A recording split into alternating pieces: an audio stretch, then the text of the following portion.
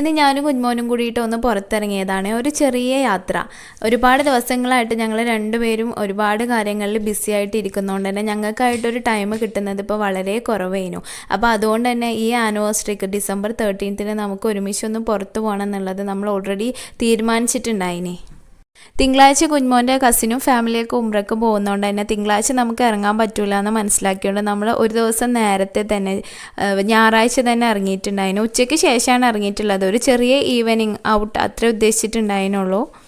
പോകുന്ന വഴിക്ക് ഏതെങ്കിലും ഒരു ഷോപ്പിൽ കയറിയിട്ട് എനിക്ക് കുഞ്ഞുമോന് എന്തെങ്കിലും ഒരു ഗിഫ്റ്റ് വാങ്ങിക്കൊടുക്കണമെന്ന് ഭയങ്കര ആഗ്രഹം ഉണ്ടായിരുന്നു. അപ്പോൾ നമ്മൾ പോകുന്ന വഴിക്കാണ് സൈലർ ഉണ്ടായിരുന്നത് മഞ്ചേരി. അപ്പോൾ അവിടെ കയറിയിട്ട് ഞാനൊരു ഷർട്ട് എടുത്ത് കൊടുക്കാമെന്ന് വിചാരിച്ചിട്ട് അവിടെ കയറിയിട്ടുണ്ടായിരുന്നു. ചെന്ന പാടെ തന്നെ ഒരു ബ്ലാക്ക് ഷർട്ട് കുഞ്ഞുമോന് നല്ല ഇഷ്ടമായിരുന്നു. പിന്നെ ഞാൻ എൻ്റെ ഒരു സമാധാനത്തിന് വേറെയൊക്കെ ട്രൈ ചെയ്യിപ്പിച്ചെങ്കിലും ലാസ്റ്റ് നമ്മൾ ആ ഒരു ബ്ലാക്ക് ഷർട്ട് തന്നെ എടുത്തിട്ട് പോരാണ് ചെയ്തത്.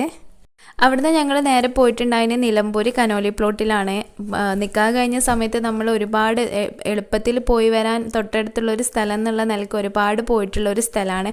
സോ അങ്ങോട്ട് തന്നെ ആയിക്കോട്ടെ എന്ന് വിചാരിച്ചിട്ട് അങ്ങോട്ട് പോയി. പക്ഷേ അന്ന് നമ്മൾ പോയിട്ടുള്ള കനോലി പ്ലോട്ടും ഇപ്പോഴത്തെ കനോലി പ്ലോട്ടൊക്കെ തമ്മിൽ നല്ല വ്യത്യാസമുണ്ട്. ഇപ്പോൾ ആ ഒരു പാലവും അതൊന്നും ഇപ്പോൾ അവിടെ ഇല്ല. ജസ്റ്റ് ഒന്ന് പോയിട്ട് നമുക്ക് കുറച്ച് പച്ചപ്പും കാര്യങ്ങളൊക്കെ കണ്ടൊന്ന് ആസ്വദിച്ച് തിരിച്ചു വരാം, അത്രയേ ഉള്ളൂ. ഇതുപോലെയുള്ളൊരു പീസ്ഫുൾ സെറ്റപ്പ് ആയിരുന്നു എനിക്ക് വേണ്ടിയത്. ബീച്ചിക്ക് പോകാമെന്ന് കുഞ്ഞുമോനൊരു ഓപ്ഷൻ പറഞ്ഞെങ്കിലും ബീച്ച് എന്ന് പറയുന്നത് എനിക്ക് അത്രത്തോളം പോകാൻ ഇഷ്ടമുള്ളൊരു സ്ഥലമൊന്നും അല്ല. അവിടുത്തെ തിരൻ്റെ സൗണ്ടും അവിടുത്തെ അറ്റ്മോസ്ഫിയറൊക്കെ എനിക്ക് ഭയങ്കര ഡിസ്റ്റർബിങ് ആണ്. ഞാനൊരു ബീച്ച് ഇഷ്ടപ്പെടുന്ന ഒരു പേഴ്സണേ അല്ല. എനിക്കിങ്ങനെ കാടും മലയൊക്കെ കണ്ടിട്ട് പ്രകൃതി ഭംഗിയൊക്കെ ആസ്വദിച്ച് നടക്കാനാണ് ഇഷ്ടം. അങ്ങോട്ട് പോകുന്നവർ ശ്രദ്ധിക്കേണ്ട ഒരു കാര്യം, ക്യാഷ് കൊടുത്തിട്ട് നമുക്ക് ടിക്കറ്റ് എടുക്കാൻ പറ്റില്ല. അവരുടെ ഓൺലൈൻ പേയ്മെൻറ്റ് മാത്രമേ അക്സെപ്റ്റബിൾ ഉള്ളൂ. പിന്നെ ഈ പുഴൻ്റെ ഏരിയയിൽ ഇങ്ങനെ കമ്പികൾ തൂക്കിയിട്ടുണ്ട്, അതിൽ ഷോക്ക് ഉണ്ടാവും എന്നൊക്കെ അവിടെ എഴുതി വെച്ചിട്ടുണ്ട്. അപ്പോൾ അവിടെ ഇരിക്കുന്ന ആ ചേച്ചീൻ്റെ അടുത്ത് ചോദിച്ചപ്പോൾ അവർ പറഞ്ഞത് നല്ലോണം ആന ഇറങ്ങുന്നുണ്ട് രാത്രിയിൽ, അപ്പോൾ അത് പ്രിവെൻറ്റ് ചെയ്യാൻ വേണ്ടിയിട്ടാണ് ഇങ്ങനെ ഷോക്കുള്ള കമ്പികൾ തൂക്കിയിട്ടിരിക്കണമെന്നാണ് പറഞ്ഞത്.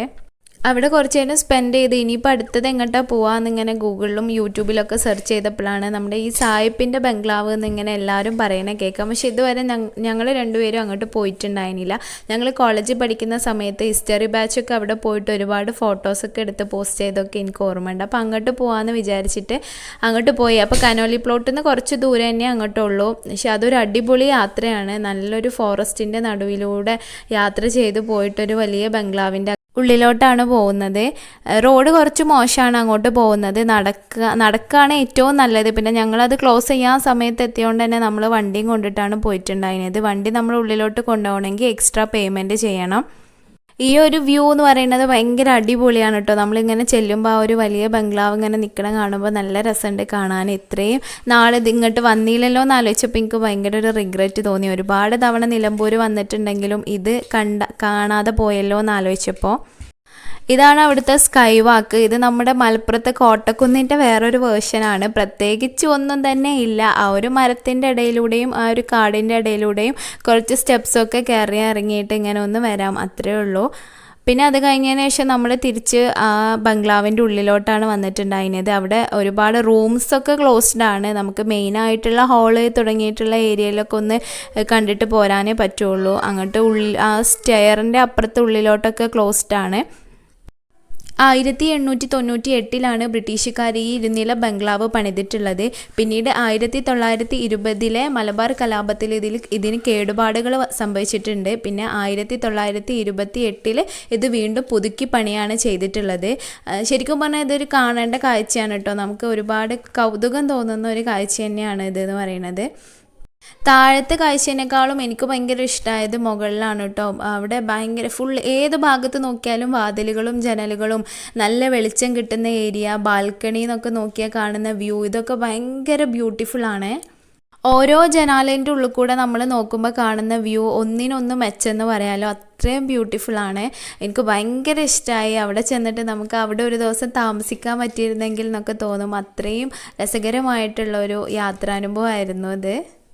ഓരോ ജനാല തുറന്നിട്ട് നമ്മൾ നോക്കിയാലും കാണുന്ന വ്യൂ എന്ന് പറയുന്നത് അടിപൊളിയാണ്. നമ്മൾ ആ ജനാല തുറന്നിട്ട് അവിടെ ഇരിക്കുകയാണെങ്കിൽ നമുക്ക് അവിടെ നിന്ന് എണീക്കാനേ തോന്നൂല. അത്രയും രസകരമായ കാഴ്ചകളാണ് അവിടെ ഉള്ളത്. ഇതിൻ്റെ ബാക്ക് ഭാഗത്ത് ഇങ്ങനെ ഒരു ചെറിയ രീതിയിലുള്ള ഒരു സെറ്റപ്പ് ഉണ്ട്. ഇത് എന്താണെന്ന് അറിയില്ല, കിച്ചണോ ബാത്റൂമോ എന്തെങ്കിലുമൊക്കെ ആയിരിക്കാം. ഇത് ഓൾമോസ്റ്റ് നശിച്ചു പോയിട്ടുണ്ട്. അതിൻ്റെ ഓടും മരവും ഒക്കെ നശിച്ചതങ്ങ് വീഴാറായിട്ടുണ്ട്. പിന്നെ ഇതിൻ്റെ ബാക്ക് ഭാഗമൊക്കെ ഒരു യൂസ്ലെസ് ആയിട്ട് അങ്ങനെ കിടക്കുന്നൊരു ഏരിയ ആണ്. ഇതിൻ്റെ ബാക്കിലൊക്കെ നമ്മൾ പോയി നോക്കിയിട്ടുണ്ടായിരുന്നു. 5:30 ആയപ്പോൾ നമ്മൾ തിരിച്ചു പോന്നപ്പോഴാണ് വേറൊരു കാഴ്ച നമ്മൾ കാണുന്നത്. ആ ബിൽഡിങ്ങിൻ്റെ ഇടയിൽ കൂടെ ഒരു സൺസെറ്റ്, അതായത് വലിയ ഈ വീഡിയോയിൽ കാണുന്നത് പോലെയല്ല, കാണാൻ നല്ല ഭംഗിയുണ്ടായിരുന്നു. വലിയ വലിപ്പത്തിൽ നമുക്ക് സൂര്യനെ കാണാൻ വേണ്ടിയിട്ട് പറ്റി. അതും ഒരു അൺഎക്സ്പെക്റ്റഡ് ആയിട്ട് കിട്ടിയിട്ടുള്ള ഒരു ബ്യൂട്ടിഫുൾ മൊമെൻ്റ് എന്ന് വേണമെങ്കിൽ പറയാം. ഈ ഒരു ഏരിയയിലാണ് നമ്മുടെ നിലമ്പൂർ ഹൈലൈറ്റ് മാൾ വരുന്നത്. അവിടെ തകൃതിയായിട്ട് പണികളൊക്കെ നടന്നുകൊണ്ടിരിക്കുന്നുണ്ട്. സ്കൈ വാക്കും ഇതൊക്കെ കഴിഞ്ഞപ്പോൾ തന്നെ ഞങ്ങൾ രണ്ടാളും നല്ല ടയേർഡായിട്ടുണ്ടായിന്. പിന്നെ ഇവിടെ ഒരു സൊറ കഫേ എന്ന് പറഞ്ഞിട്ടുള്ള ഒരു കഫേ കണ്ടപ്പോൾ അവിടെ നിർത്തിയിട്ട് ഒരു ലൈമ് എന്തെങ്കിലും ചെറുതായിട്ട് കഴിക്കാമെന്ന് വിചാരിച്ച് കയറിയതേനു. അപ്പോൾ അവിടെ സേമിയയിലൊക്കെ കോട്ട് ചെയ്തിട്ടുള്ള ഒരു കട്ട്ലേറ്റ് കണ്ടപ്പോൾ അതും ലൈമും കുടിച്ചു. പിന്നെ അവിടെ ഏറ്റവും അട്രാക്റ്റീവായിട്ട് തോന്നിയത് അവിടെ ഒരുപാട് കോട്ടിങ്സ് എഴുതിയിട്ടുണ്ട്. വാഷ് യുവർ വറീസ് എന്നാണ് ആ വാഷ് ബേസിൻ്റെ ഭാഗത്തൊക്കെ എഴുതിയിട്ടുള്ളത്. അവരുടെ ഇൻറ്റീരിയറും എക്സ്റ്റീരിയറും ഒക്കെ അടിപൊളിയാണ്. പിന്നെ നിലമ്പൂരും മഞ്ചേരി ടൗണിലൊക്കെ ബ്ലോക്കൊക്കെ കഴിഞ്ഞ് നമ്മൾ മഞ്ചേരിക്ക് എത്തിയപ്പോൾ നല്ല വിശപ്പുണ്ടായിന്. അങ്ങനെ ഊട്ടുപുരയിൽ പോയിട്ടാണ് നമ്മൾ ഫുഡ് കഴിച്ചിട്ടുണ്ടായിരുന്നത്. കുഞ്ഞുമോ ഫർസേക്ക് പോകാമെന്ന് ഓപ്ഷൻ പറഞ്ഞെങ്കിലും എനിക്ക് ഫർസേത്തെ ഫുഡിനേക്കാളും ഇഷ്ടം ഊട്ടുപുരയിൽ നിന്ന് കിട്ടുന്ന ഫുഡാണ് കേട്ടോ. അപ്പോൾ എക്സ്പെൻസീവിനേക്കാളും എനിക്ക് ടേസ്റ്റി ഫുഡ് മതി എന്ന് പറഞ്ഞിട്ട് ഞാൻ ഇവിടെ വന്നിട്ട് നമ്മൾ പൊറാട്ടയും നെയ്ച്ചോറും ഓർഡർ ചെയ്തിട്ടുണ്ടായിരുന്നു. പിന്നെ നമ്മളത് ഷെയർ ചെയ്ത് കഴിക്കുക ചെയ്തത്. ഫുഡ് കഴിച്ചതിന് ശേഷം നമ്മൾ നേരെ ഇന്ത്യൻ മാളിലോട്ടാണ് പോയിട്ടുണ്ടായിരുന്നത്. അവിടെ നിന്ന് നമ്മൾ കുറച്ച് ടൈം സ്പെൻഡ് ചെയ്ത് റൈഫിൾ ക്ലബ്ബൊക്കെ കണ്ടതിന് ശേഷം നൈറ്റ് നേരെ വീട്ടിലോട്ട് തിരിച്ചു പോരുകയാണ് ചെയ്തത്.